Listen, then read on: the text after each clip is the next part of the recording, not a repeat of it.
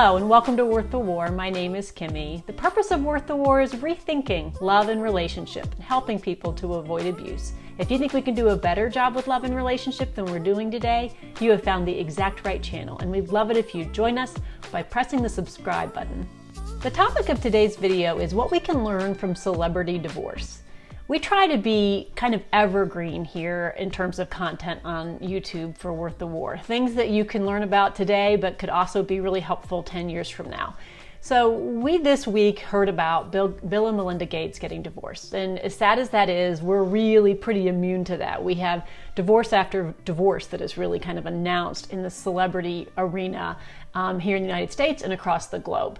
But what are some things that we can actually take apart from what we know about celebrity divorce that might just be what helps all of us have healthier marriages? One of the first things that we want to establish are where are divorces in terms of percentage of the population in general versus those with celebrities. A lot of people immediately think that divorce rates are somewhere around 50%. That's the number that we've kind of heard from the CDC here in the United States, and that's just kind of what we kind of think is a global number. In reality, as of 2 years ago, there was a study done that said we are at a 50-year low for divorce. And I'm going to put these links down below so you can do your own homework and you can kind of get a sense of where they're coming from. There was an American community survey done in 2019 that said actually the number was closer to 15 out of 1,000. That is a whole lot lower than 50%. Now, if we look at this, the last census that we have numbers on for celebrity divorce put it somewhere around 50%. So let's assume that 15% isn't quite close, but let's give it some space, maybe 25%. Conservatively, celebrity divorce is double that of the average Joe on the street.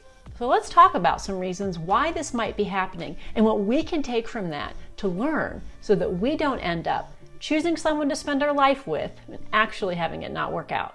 Every time I do research for one of these videos, there are just things that pop out that are so interesting, and I hope you'll find this interesting as well.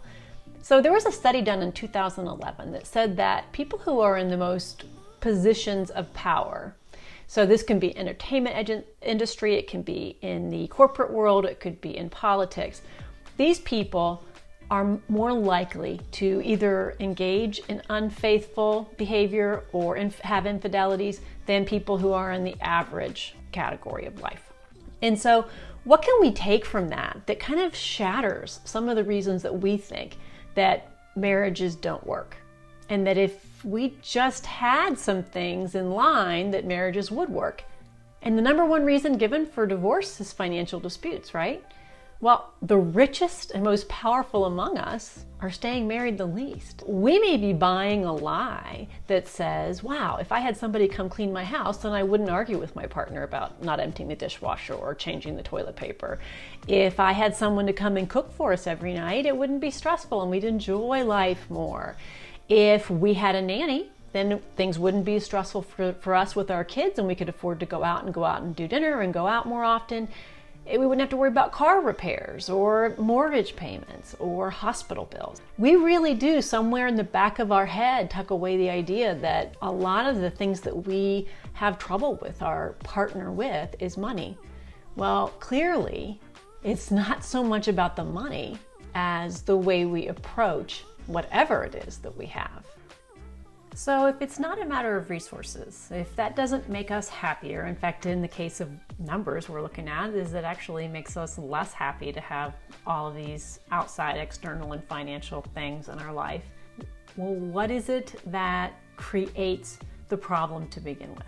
So where is it really rooted?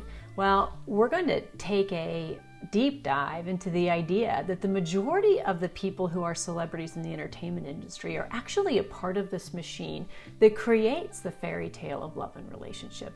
The very thing that we at Worth the War talk about all the time is that when we enter into love and relationship, the way we hold it, the way we see it, is everything.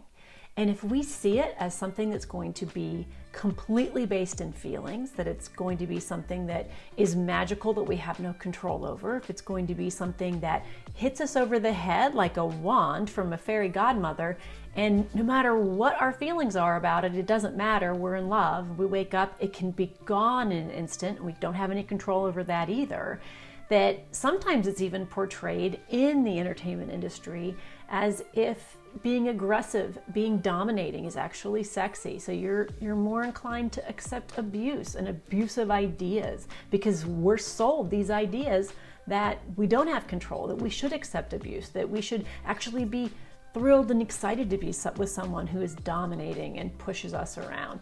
These may seem really kind of outlandish, but if you actually carry out some of the stalking behavior that you see in our screens across the board, some of the music that's being taught to us from a young age going forward, these ideas are actually pretty integrated into our idea of what happily ever after looks like. And the reality of connection, healthy connection, marriages that last, is that it's rooted in compatibility, kindness, commitment, keeping your word, and loving one another with your actions.